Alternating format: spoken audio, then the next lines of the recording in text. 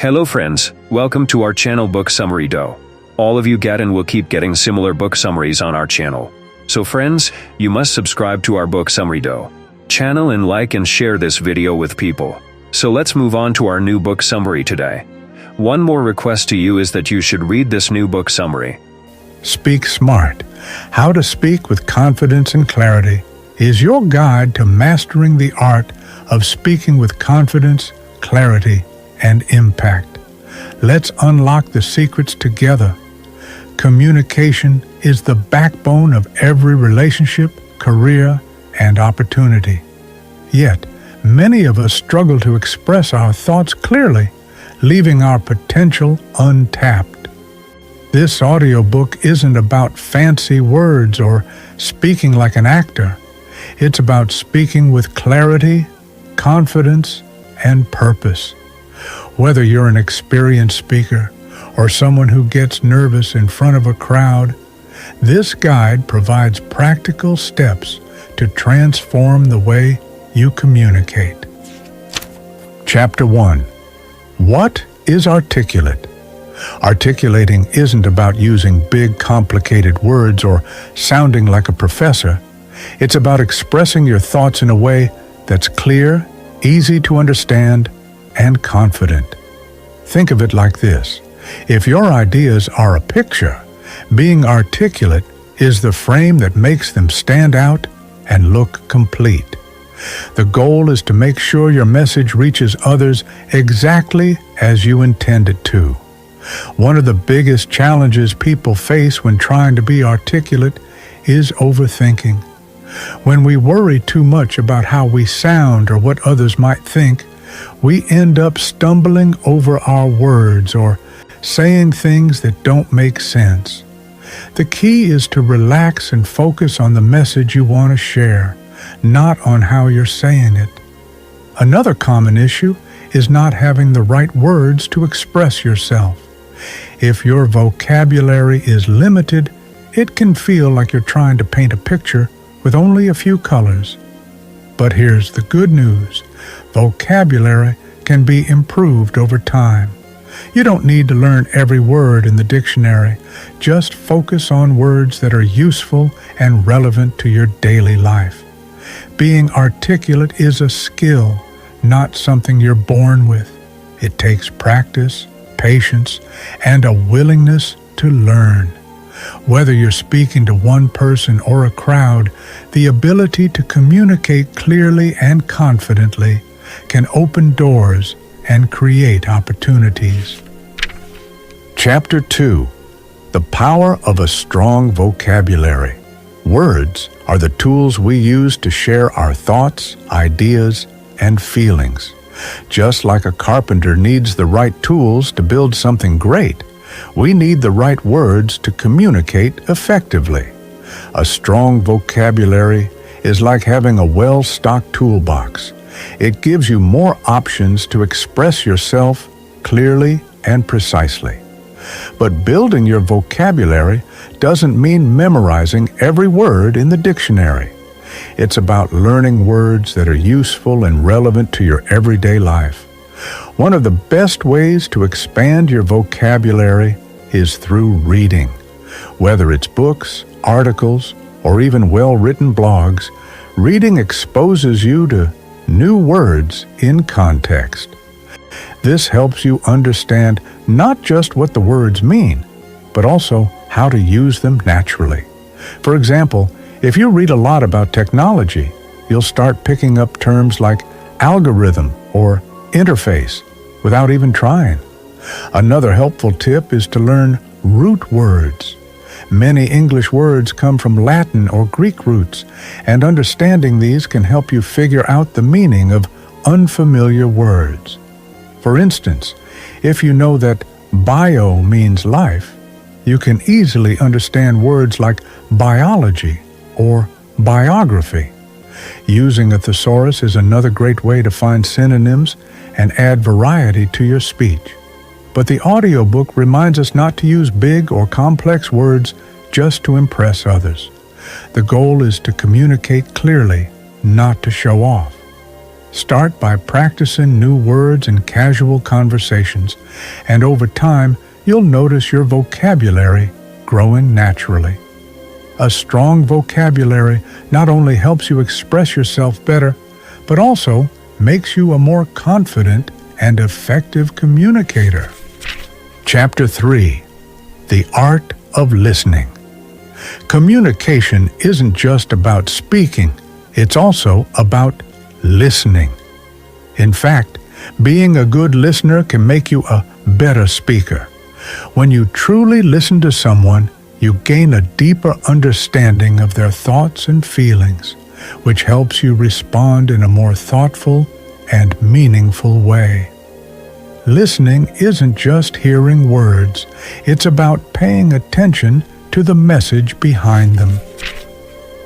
The author introduces the concept of active listening, which means giving your full attention to the speaker without getting distracted.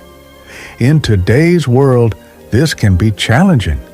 We're often surrounded by distractions like phones, notifications, or even our own thoughts. But with practice, you can train yourself to be more present in conversations. One simple way to do this is by asking questions. When you ask questions, it shows the speaker that you're engaged and interested.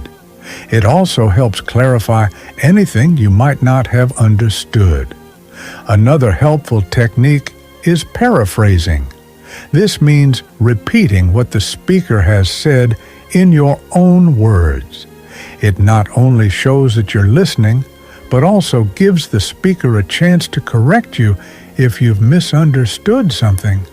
For example, if someone says, "I've been feeling really stressed at work," you could respond with, "It sounds like your job has been overwhelming lately.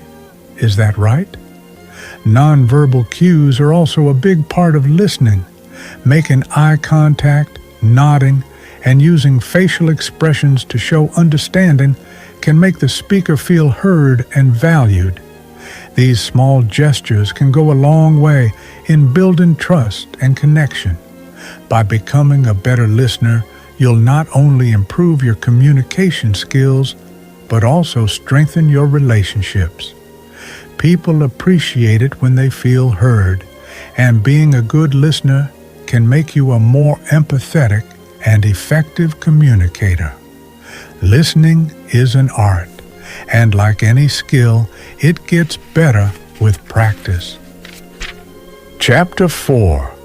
Organizing Your Thoughts. Have you ever started speaking only to realize halfway through that you've lost track of what you wanted to say? This happens to almost everyone, and it's usually because we haven't organized our thoughts before speaking. Clear communication starts with clear thinking. When your thoughts are structured, your words flow more naturally, and your message becomes easier to understand. One simple way to organize your thoughts is to create an outline. This doesn't have to be complicated. It can be a quick mental checklist or even a few notes written down. For example, if you're preparing for a presentation, jot down the main points you want to cover. This helps you stay focused and ensures you don't miss anything important. Another helpful technique is the PREP method. PREP stands for Point, Reason, Example, Point. Here's how it works. First, state your main point clearly. Next, explain the reason behind it, why it matters, or why you believe it. Then, give an example to illustrate your point and make it more relatable. Finally, restate your main point to reinforce it. This method is especially useful in situations where you need to think on your feet, like during a meeting, an interview, or even a casual conversation. This book also warns against rambling. When we don't organize our thoughts, it's easy to go off on tangents or include unnecessary details. This can confuse your audience and weaken your message. Instead, focus on being concise. Stick to the key points and avoid overloading your listener with too much information at once. By taking a moment to organize your thoughts before speaking, you'll not only communicate more effectively, but also feel more confident. Whether you're giving a speech, explaining an idea, or sharing a story, a little preparation goes a long way in making your message clear and impactful. Chapter 5. Speaking with Confidence. Confidence is like the secret ingredient that makes your communication more powerful and convincing. When you speak with confidence, people are more likely to listen to you, trust what you're saying, and take your ideas seriously. But here's the thing, confidence doesn't come naturally to everyone, and that's completely okay. The good news is, confidence is something you can build over time with practice and the right mindset. One of the best ways to build confidence is through regular practice. The more you speak, the more comfortable you'll feel. You can start small. Practice in front of a mirror, record yourself speaking, or even rehearse with a friend or family member. If you're looking for a more structured approach, consider joining a public speaking group like Toastmasters, where you can practice in a supportive environment and get feedback from others. Another powerful tool is visualization. Before a big presentation or an important conversation, take a few moments to close your eyes and imagine yourself speaking confidently and effectively. Picture the audience nodding in agreement or responding positively to your words. This mental exercise can help calm your nerves and boost your self-assurance. Your body language also plays a huge role in how confident you appear. Stand tall, maintain eye contact, and use natural gestures to emphasize your points. These small adjustments can make a big difference in how others perceive you and how you feel about yourself. Finally, don't be afraid of making mistakes. Everyone stumbles sometimes, even the most experienced speakers. Mistakes are part of the learning process, and they don't define you. The more you embrace imperfection and focus on progress rather than perfection, the more confident you'll become. Confidence isn't about being flawless. It's about believing in yourself and your ability to communicate effectively. With practice, patience, and the right techniques, you can become a more confident and articulate speaker. Chapter 6. Eliminating filler words. Filler words like and like can sneak into our speech without us even realizing it. While they might seem harmless, they can make you sound unsure, unprepared, or even less confident, even if you know exactly what you're talking about. The good news is, with a little awareness and practice, you can reduce or even eliminate these distracting words from your speech.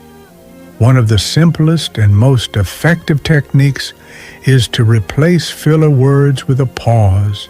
Silence might feel awkward at first, but it's actually a powerful tool. A brief pause gives you a moment to gather your thoughts and plan what you're going to say next. It also makes your speech sound more deliberate and thoughtful. For example, instead of saying, I think we should try this approach, you could pause and say, I think we should try this approach. The second version sounds much more confident and polished. Another helpful strategy is to record yourself speaking. This might feel uncomfortable at first, but it's one of the best ways to identify your filler word habits. Listen to the recording and pay attention to when and why you use filler words. Are they showing up when you're nervous, unsure, or trying to think quickly? Once you're aware of the patterns, you can work on breaking them. Slowing down your speech can also make a big difference. When we talk too fast, we're more likely to rely on filler words as a way to buy time while our brain catches up. By speaking at a slower, more measured pace, you'll give yourself more time to think and choose your words carefully. This not only reduces filler words, but also makes your speech clearer and easier to follow. Eliminating filler words takes practice, but the effort is worth it. Over time, you'll notice your speech becoming smoother, more confident, and more professional. Remember, it's not about being perfect. It's about making small improvements that add up to big results. Chapter 7. Adapting to your audience. One of the most important skills in communication is knowing how to adapt your message to your audience. What works for one group might not work for another, so it's essential to tailor your approach based on who you're speaking to. Start by understanding your audience's background, interests, and level of knowledge.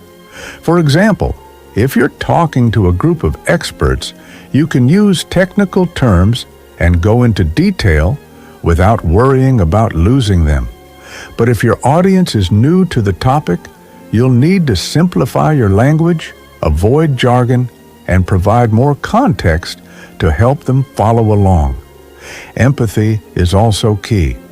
Put yourself in your audience's shoes and think about what they care about or what questions they might have. Are they looking for practical advice, inspiration, or just a clear explanation? By addressing their needs and concerns, you'll make your message more relatable and engaging. Adapting to your audience isn't about changing your core message. It's about presenting it in a way that resonates with them.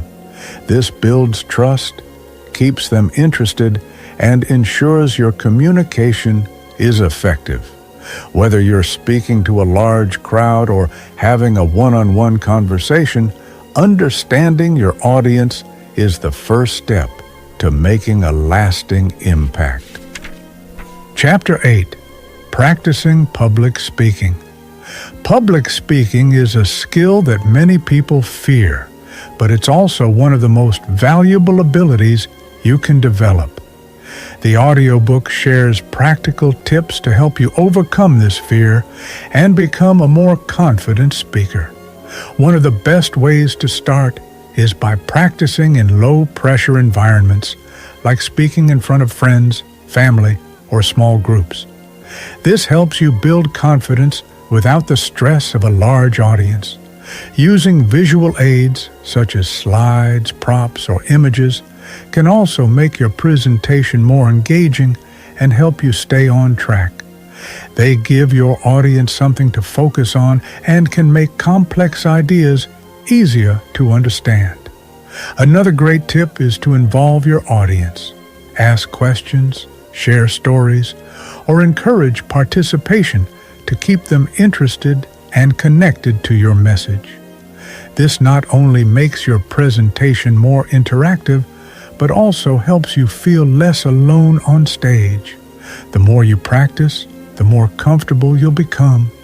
Over time, you'll notice your nerves fading and your ability to articulate ideas improving.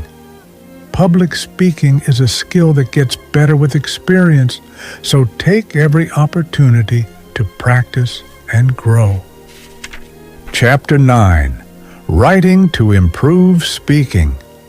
Writing and speaking are deeply connected, and working on one can help you improve the other.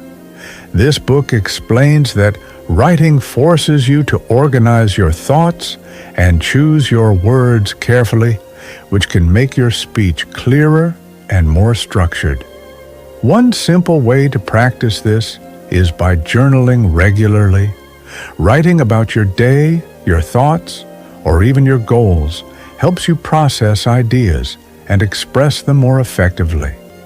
Another helpful exercise is editing your writing. When you revise your work, you learn to cut out unnecessary words and focus on what's important. This habit of being concise and precise can carry over into your speaking, making your communication more impactful. Finally, try reading your writing out loud. This not only helps you catch errors or awkward phrases, but also improves your delivery and pacing.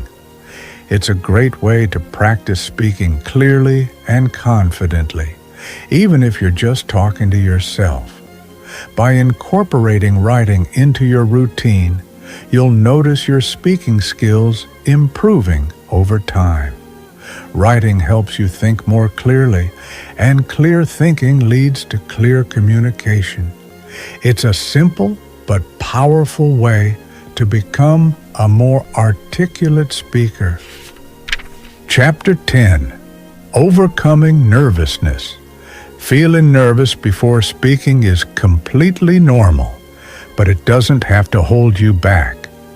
This audiobook shares practical strategies to help you manage nervousness and communicate more effectively. One of the simplest and most effective techniques is deep breathing. Taking slow, deep breaths calms your body and mind, helping you feel more in control. Try inhaling deeply for 4 counts, holding for 4 counts, and exhaling for 4 counts. Preparation is another key to overcoming nervousness. The more familiar you are with your material, the more confident you'll feel. Practice your speech or conversation ahead of time and know your main points inside and out. This reduces the fear of forgetting what to say. Now, try reframing your mindset. Instead of seeing nervousness as a bad thing, think of it as excitement. Both emotions create similar physical reactions, like a racing heart or butterflies in your stomach. But excitement is positive energy you can use to your advantage. Tell yourself, I'm not nervous. I'm excited to share my ideas. By using these strategies, you can turn nervousness into a tool that helps you perform better, rather than something that holds you back. With practice, you'll feel more confident and in control every time you speak. Chapter 11. The Role of Body Language.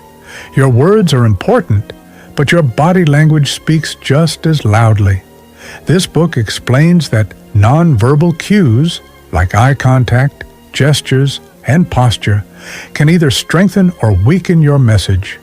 For example, maintaining eye contact shows confidence and helps you connect with your audience, while avoiding eye contact can make you seem unsure or disinterested. Gestures are another powerful tool. Using your hands naturally to emphasize points can make your speech more engaging and dynamic. However, overdoing it or using repetitive movements can be distracting, so aim for gestures that feel natural and purposeful. Posture also plays a big role.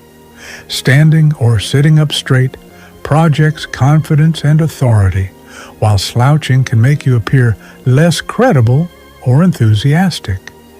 Simple adjustments, like keeping your shoulders back and your head up, can make a big difference in how others perceive you. By paying attention to your body language, you can reinforce your words and make your communication more effective. It's not just about what you say, it's about how you say it. Small changes in your posture, gestures, and eye contact can help you appear more confident, credible, and engaging. Chapter 12. Continuous Improvement. Becoming an articulate communicator isn't a one-time achievement. It's a lifelong journey. Author reminds us that there's always room to grow, and the best communicators are those who never stop learning. One of the most effective ways to improve is by seeking feedback. Ask friends, colleagues, or mentors for honest input on your communication style. What are your strengths? What could you work on? Constructive feedback helps you identify areas for growth and refine your skills. Another great way to improve is by observing skilled communicators. Pay attention to how they structure their sentences, use body language, and engage their audience. Whether it's a public speaker, a colleague, or even a character in a movie, you can learn a lot by studying what makes their communication effective. Finally, stay curious. The more you learn, the more you'll have to talk about, and the more articulate you'll become. Read books, listen to podcasts, or explore new topics that interest you. Knowledge fuels conversation, and curiosity keeps your communication fresh and engaging. Improving your communication skills is a continuous process, but it's also a rewarding one. By staying open to feedback, learning from others, and nurturing your curiosity, you'll keep growing as a communicator and make a lasting impact in every conversation. So, speak smart. How to Speak with Confidence and Clarity is more than just a book.